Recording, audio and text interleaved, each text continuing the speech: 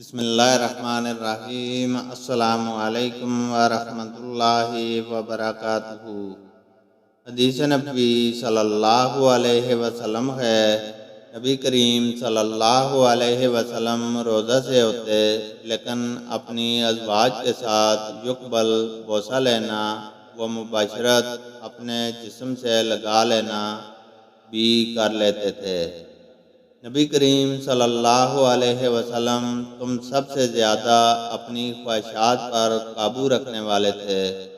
بیان کیا کہ ابن عباس رضی اللہ تعالیٰ عنہما نے کہا کہ سورہ طٰہٰ میں جو معارف کا لفظ ہے وہ حاجت و ضرورت کے معنی میں ہے۔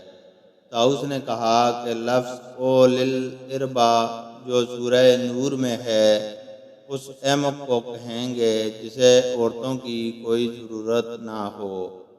اللہ تعالیٰ سے دعا ہے کہ وہ ہمیں قرآن اور حدیث کو سننے، سمجھنے اور اس پر عمل کرنے کی توفیق عطا فرمائے۔ آمین۔